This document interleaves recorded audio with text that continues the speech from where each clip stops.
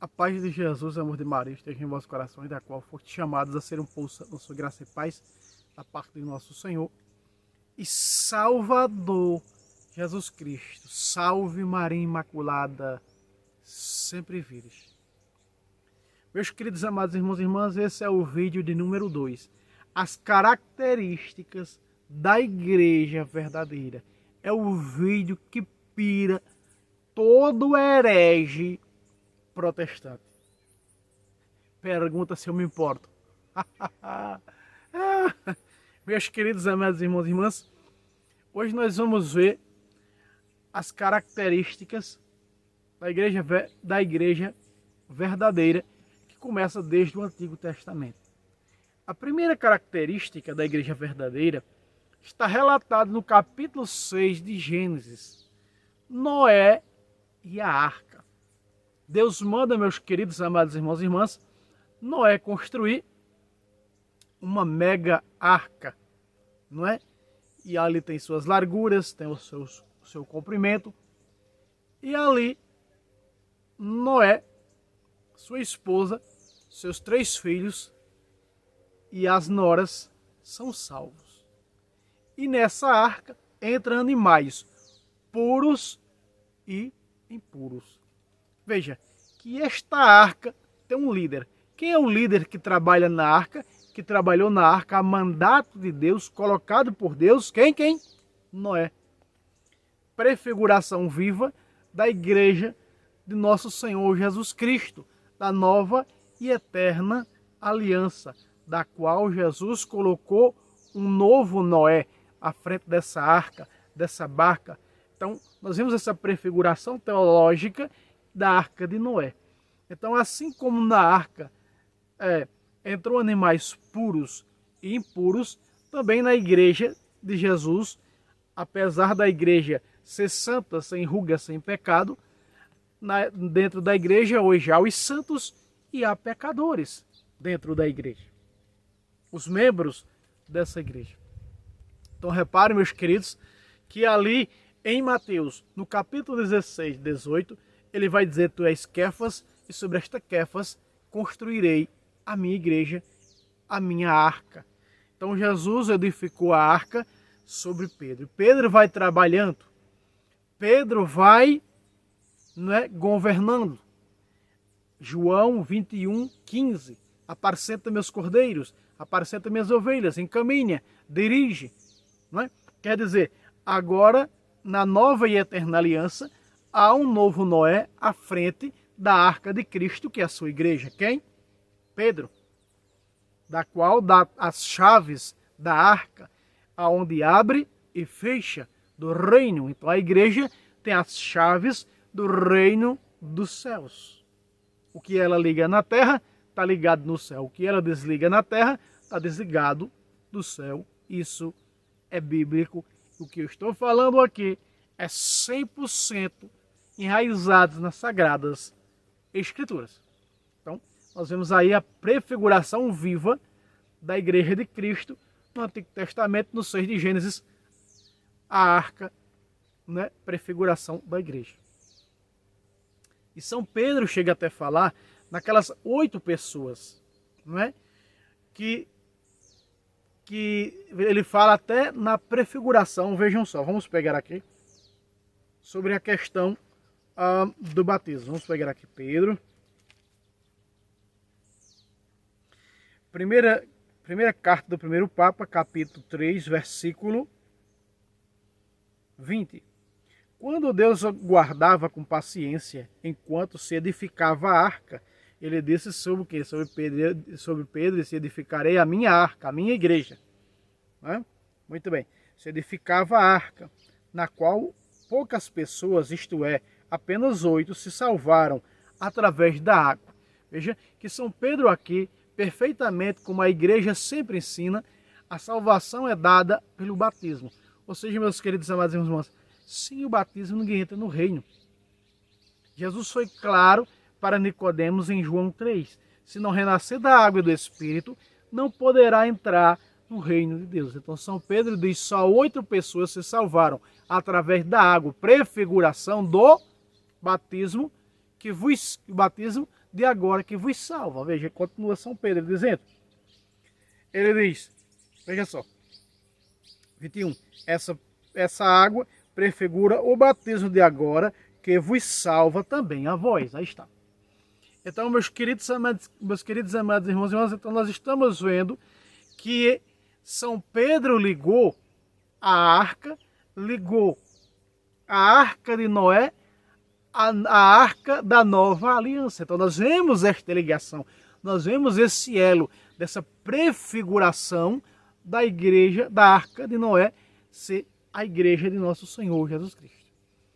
Nós vemos ali que o Senhor escolhe a barca de Pedro. Então a prefiguração da igreja de Cristo, no olhar teológico, tanto a arca como a barca, no capítulo 5 de Lucas, Jesus escolhe a barca de Pedro, né, para lançar as redes. Então a canoagem, essa remagem. Então tem alguém para remar, tem que ter alguém para remar essa barca, né, essa canoa, essa arca. Então esse foi Pedro, colocado por nosso Senhor e Salvador Jesus Cristo.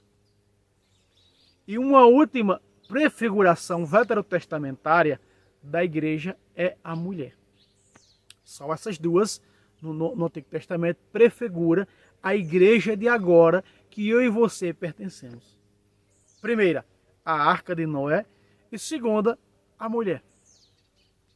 Deus fala pela boca de Isaías, embora eu fosse o esposo deles e eles fossem a minha esposa.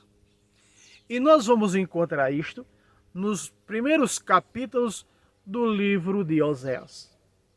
Do capítulo 1 ao capítulo 2, do capítulo 3. No capítulo 3, aliás, todo o capítulo, os capítulos, mas especificamente no capítulo 3, quando Deus fala, e ainda no capítulo 1, a partir do versículo 1, manda Oséias ir atrás de uma mulher adúltera, que era Gomer. Atrás de uma mulher adúltera e receber os filhos adulterinos. Deus diz assim, como eu farei com a minha esposa, que me traiu com os ídolos. Ou seja, está fazendo referência a quem? A Israel. A Israel. Então logo percebemos que aí está a segunda prefiguração da igreja do Novo Testamento, da igreja nova e eterna aliança de nosso Senhor e Salvador Jesus Cristo. Então vemos claro na Sagrada Escritura esta prefiguração. Então nós podemos ver pelo um olhar teológico dessa prefiguração da igreja ser a esposa, não é? Também está relatado tanto em Jeremias como em Ezequiel, como em Isaías, e no capítulo 3, não é? A esposa de Osés vai adulterar com outros homens. Deus disse, vai atrás da tua mulher que está em adultério, assim como eu vou atrás da minha que me traiu com os ídolos. Fazendo referência a quem? A os israelitas. Os israelitas. Então quer dizer, essa prefiguração é confirmada no Novo Testamento quando nós pegamos ali Efésios capítulo 5, a partir do versículo 23. Que o marido ame sua mulher como Jesus amou a sua igreja. Que a sua esposa respeite seu marido como cabeça, assim como Cristo é o esposo da igreja e cabeça dela. E ainda nós vemos no livro do Apocalipse dizer que a igreja é a noiva, a igreja é a esposa do Cordeiro. Então nós vemos essas duas prefigurações veterotestamentárias confirmadas no Novo, que é a igreja do que verdadeiramente representa dentro das Sagradas Escrituras, teologicamente falando, para nós, a igreja de nosso Senhor Salvador Jesus Cristo. Ela é a arca, a barca de Pedro, a arca de Noé. Ela é a mulher veterotestamentária que traiu Deus e que agora confirmada em Efésios 5, 23 em diante, que ela é a esposa do Cristo. Então logo nós vemos que essa igreja, as características, parte 2 desse vídeo, da igreja é verdadeira. A missão da igreja é gerar filhos para Deus. E de que maneira, irmão Fábio, a igreja, que é arca, que é barca, que é canoagem, que é a esposa do Cordeiro, gera filhos para Deus? Gera filho através dos sacramentos. Não tem como a igreja gerar filhos para Deus fora do sacramento. Logo nós vemos em João, capítulo 2, versículo 5, Jesus dizer para Nicodemos: quem não renascer da água e do Espírito não poderá entrar no reino de Deus. Então a igreja vai gerando discípulos para Jesus, que é Deus. Quando nós pegamos, irmão, você não está abrindo a Bíblia, talvez nem abra, meus irmãos, mas vamos lá. Se nós pegarmos o capítulo, primeiro sacramento, né, que é o sacramento da iniciação cristã, em 28 de Mateus, versículo 19, o que é que o Senhor Jesus diz? Vão por todo o mundo e fazei discípulos de todas as nações, batizando-os em nome do Pai, do Filho e do Espírito Santo. Veja a maneira em que essa igreja, eu estou dando aqui na parte 2, esse é o vídeo de número 2, das características da igreja verdadeira, como ela gera filhos para Deus. E eu estou lhe mostrando com Bíblia, dentro da Sagrada Escritura, e eu vou mostrar tudo dentro dos sacramentos, os 7 dentro dos evangelhos, já que muitos leem a Bíblia e por não compreender as Sagradas Escrituras, diz que não tem sacramento nos evangelhos. Eu estou citando aqui o primeiro sacramento. Jesus disse: vão e façam discípulos de todas as nações, a universalidade, a catolicidade. Como faz discípulos? Batizando em nome do Pai, do Filho e do Espírito Santo. Aí está o batismo, primeiro sacramento.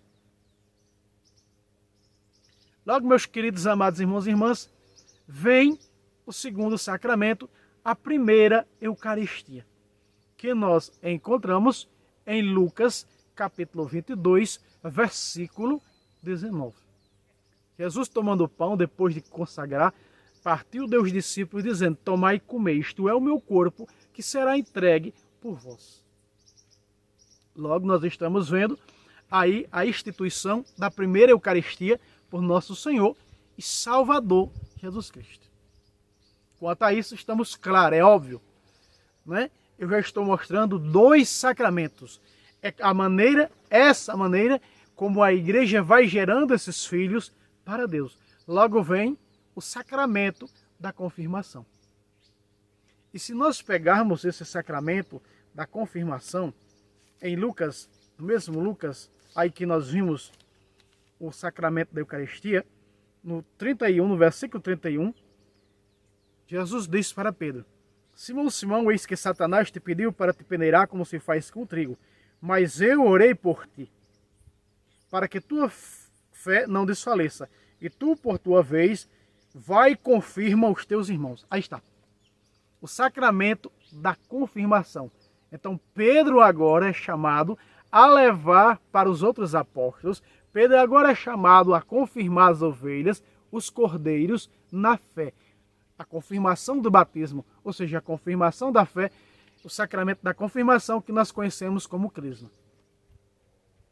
Veja que eu estou mostrando com Bíblia e eu vou mostrar todos os sacramentos dentro das Sagradas Escrituras. Vimos batismo, vimos primeira Eucaristia, vimos confirmação e agora essa igreja que vai gerando através de sacramentos filhos para Deus, vamos ver o 4º sacramento, a confissão, a reconciliação. Veja a maneira, meus irmãos, que ela gera filho para Deus. 20 de João, versículo 22. Depois dessas palavras, soprou sobre eles, dizendo: recebam o Espírito Santo. Aqueles a quem vocês perdoarem, serão perdoados. Aqueles que vocês não perdoar, não serão perdoados. Aqui está o sacramento da confissão. 2 de Coríntios, capítulo 5, versículo 18, diz São Paulo: nós somos os embaixadores, e quem reconcilia vós com Deus somos nós. Aí é a igreja. Então logo nós estamos vendo, meus queridos, amados irmãos e irmãs, essa é a maneira que essa igreja, que essa arca, que essa barca, que essa esposa de Cristo vai gerando filhos como mãe para Deus, que é Pai. Por isso, Teologicamente, a igreja é nossa mãe. Está lá relatado na carta aos Gálatas. Logo nós vemos que essa igreja vai gerando filhos para Deus também através dos sacramentos. O sacramento do matrimônio. Quando nós pegamos o capítulo 19 de Mateus, versículo 5, o Senhor Jesus diz: por isso o homem deixará pai e mãe e se unirá à sua mulher, e os dois já não serão senão uma só carne. Jesus está falando o quê? Do matrimônio. Ele está falando o quê? Do casamento. São Paulo diz, na primeira carta aos Coríntios, capítulo 7, versículo 39, que o casamento que tanto seja no Senhor. O casamento no Senhor. Se nós pegarmos Gênesis capítulo 14, nós vamos ver, verso 18, que Melquisedeque abençoa Abraão. Então nós vamos perceber que o maior abençoa o menor. Nesse caso, precisamos da bênção do superior. Nós leigos que estamos nos casando com nossas esposas, ali precisamos da bênção daquele que é superior a nós. Então o padre, ele tem um ministério, um sacerdócio que é superior ao nosso. Nós somos também sacerdote no ministério de Cristo, profeta, sacerdote e rei pelo batismo, mas o sacerdócio comum dos leigos. O padre é um sacerdócio, tem um sacerdócio maior, que é o sacerdócio ministerial, que oferece, né, os dons e sacrifícios, as vítimas ao povo, que é a carne e o sangue de Cristo, como está lá na primeira carta de São Pedro.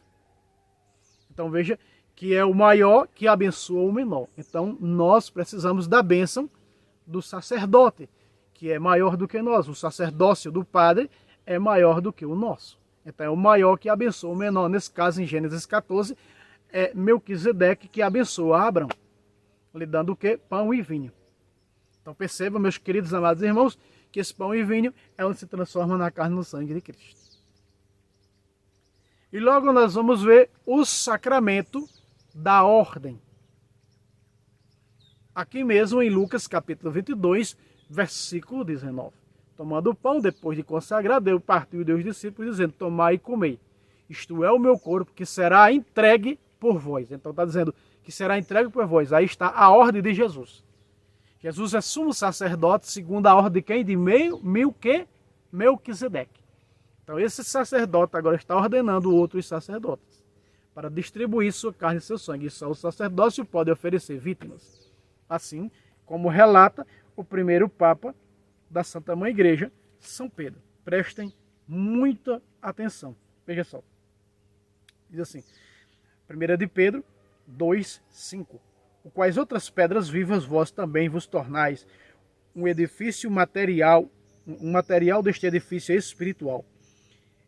Um sacerdócio santo para oferecer vítimas espirituais agradáveis a Deus por Jesus Cristo. Aqui está. Na Eucaristia nos tornamos outras pedras vivas. E aqui fala de um sacerdócio que oferece as vítimas, que oferece a vítima. Então esse é o sacerdócio ministerial consagrado, que vem de sucessão apostólica, os padres que são ordenados pelos bispos, sucessores dos apóstolos.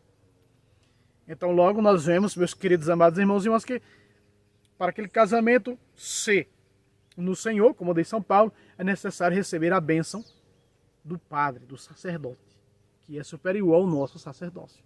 O sacerdócio comum dos leigos é inferior ao sacerdócio ministerial consagrado, da ordem.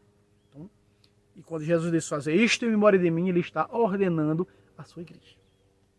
Aí é que nasce o sacramento da ordem. Outro sacramento, veja que eu estou mostrando todos eles, mostrei todos eles dentro dos evangelhos. É o sacramento, pouco conhecido esse sacramento por muitos aqui no Nordeste, que eu quando fui dar aula, curso bíblico dos sacramentos, meus alunos diziam, eu nunca ouvi falar neste sacramento, que está no capítulo 6, segundo São Marcos, vejam só. Marcos, capítulo 6, versículo 13. Expeliam numerosos demônios, ungiam com óleo a muitos enfermos e os curavam. Vejam só. Aqui, ungiam com óleo, é o sacramento da unção dos enfermos. Logo nós vemos ser confirmado esse sacramento por São Tiago. São Tiago, capítulo 5, versículo 13 em diante. Ele vai dizer: está alguém alegre? Louve. Triste, reze. Enfermo, mande chamar o sacerdote da igreja para que ele venha e unja o enfermo com o óleo da unção. E a oração da fé salvará o enfermo e perdoará seus pecados. Aí está, meus queridos amados irmãos e irmãs, este é o sacramento da unção dos enfermos, como é chamado. Então veja que a igreja gera os filhos, e eu estou dando para você todas as características da igreja verdadeira, com prefiguração teológica e tudo.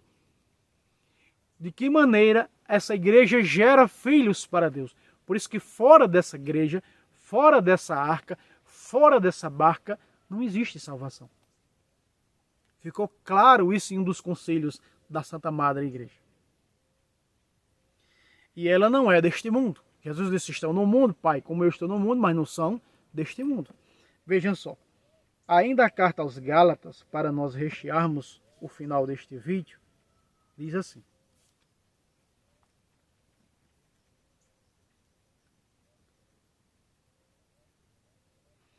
Vamos ver aqui se eu consigo encontrar.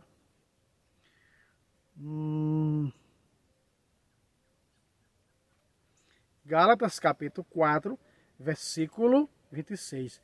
Mas a Jerusalém lá do alto é livre, e esta é a nossa mãe. Veja, ela não é aqui da terra, ela não é deste mundo, ela é de onde? Ela é do alto. Então ela é a Jerusalém celestial. A igreja é a Jerusalém celestial e ela é a nossa mãe. E se nós queremos ver mais amplo ainda, mais nitidez ainda, é se nós pegarmos a carta de São João, a segunda carta de São João, só tem um capítulo, versículo 1. Diz assim: o ancião e a senhora eleita e a seus filhos, aqui está, que amo na verdade. Aqui está. Está fazendo uma referência, São João Evangelista está fazendo uma referência a quem? A Santa Madre Igreja. Então a Bíblia está provando que a igreja ela é nossa mãe. Protestante que não conhece de Bíblia sempre diz: vocês dizem que a igreja é mãe, mas não tem respaldo bíblico. Eu estou mostrando com Bíblia. Gálatas 5:26, segunda carta de João, capítulo 1, versículo 1. Outra vez. O ancião, a senhora eleita e a seus filhos. Veja, a senhora eleita é a igreja e seus filhos somos nós. Então ela é a senhora eleita, ela é a esposa do Cordeiro, ela é a arca de Pedro, a barca de Pedro. Então logo nós estamos vendo, meus queridos amados irmãos e irmãs, aqui todas as características da igreja verdadeira e tudo que ela ensina em sua doutrina, em sua reta doutrina, é perfeito, não há dolo, não há engano para nos salvar. Da qual fora dessa igreja não há salvação. Eu fui bem claro? Mostrando com Bíblia, 100% na Bíblia. Espero, meus queridos amados irmãos e irmãs, que você compartilhe esse vídeo, não esqueça o like. É mais um ensinamento teológico das características da igreja verdadeira, fundada por nosso Senhor Jesus Cristo sobre Pedro. A Efésios 2, 20. Estais edificado no fundamento dos apóstolos e profetas, tendo por pedra do ângulo o próprio Cristo. Então estamos edificados no fundamento porque ele fundou sobre o apóstolo Pedro a sua igreja una, santa, católica e apostólica. Primeira carta de Pedro 5,13. A igreja escolhida que está em Babilônia vos salva. Ela é a eleita, ela é a escolhida. Ela é a igreja católica que designa universal. Deus abençoe a todos. Salve Roma, salve Maria Imaculada, sempre virgem.